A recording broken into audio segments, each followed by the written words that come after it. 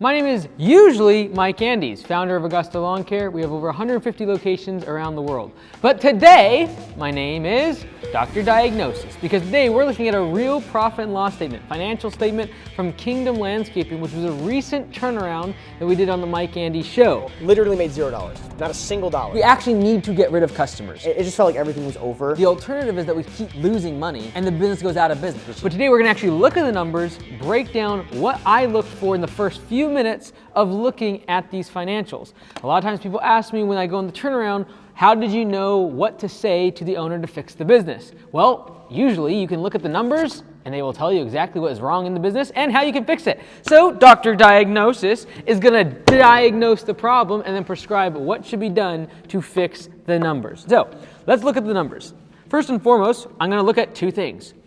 Income, how much are we making in terms of revenue? This is last year for about 11 months out of the year. They made $150,000 in revenue. Now, if we flip over the page here, or we go to the very bottom line is the net income. And we can see here that they made negative $9,000 in profit, which means we are running about a negative 6% or so profit margin.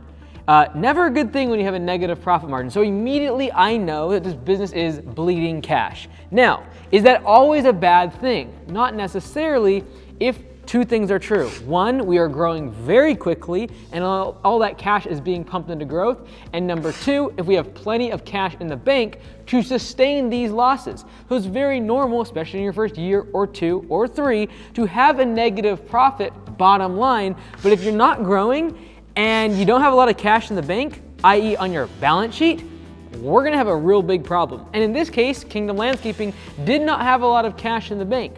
So you can't sustain these losses for very long. So what am I going to look at next? Because if we're gonna assume that we need to fix this business and that it's not growing crazy fast, it's not like it's growing 500% and tripling year over year, and they don't have a lot of cash, we can't be losing this kind of money every single month. So what are we gonna do to fix it? Well, the first thing I'm gonna do is I'm gonna look at the major expenses in the business, because there's only three ways to be able to fix a failing business.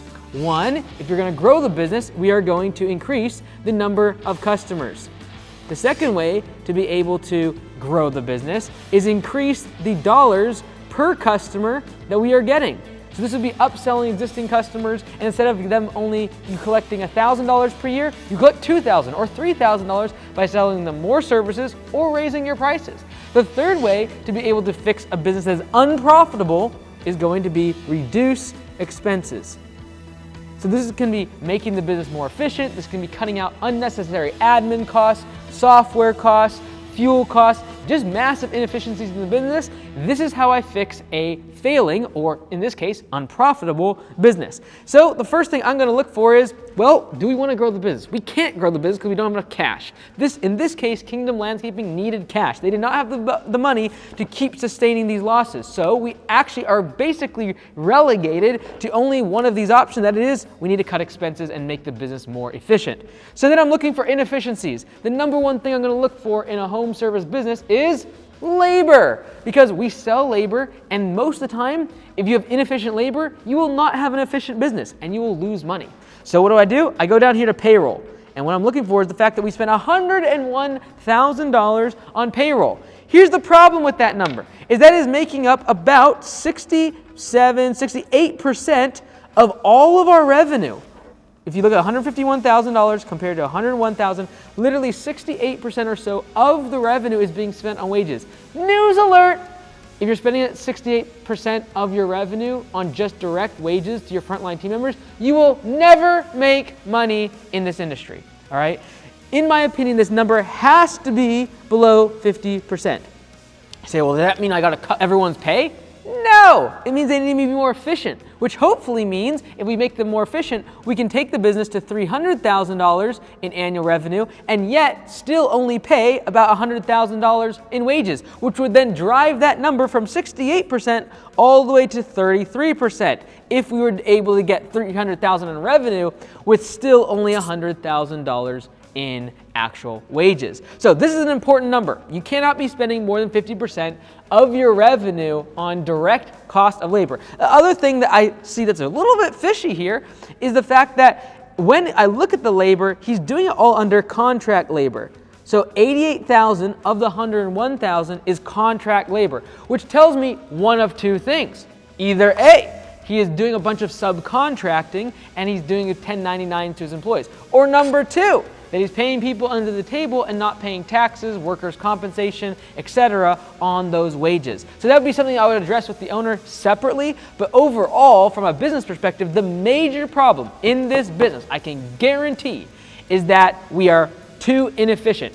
Now, the only other thing that can solve this problem is by raising prices. And this goes to number two. If we're able to somehow double the prices to our customers, guess what that's going to do? Increase our revenue, and yet our wages will stay the same. And so the only two ways to fix this business will be A, increase the efficiency of the crew, making sure that they're on pay for performance, making sure they're not stopping 1,000 times throughout the day at gas stations or smoke breaks and long lunches, etc. That's the number one way to do it.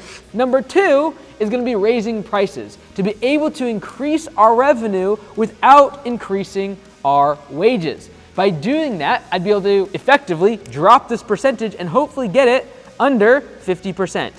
All right? So there's only two ways to fix this business, in my opinion. I knew this before going to the business, but if you'd like to actually watch the entire turnaround where I take this business, this exact one, and I turn the whole thing around, click this video here, and I hope you enjoy it.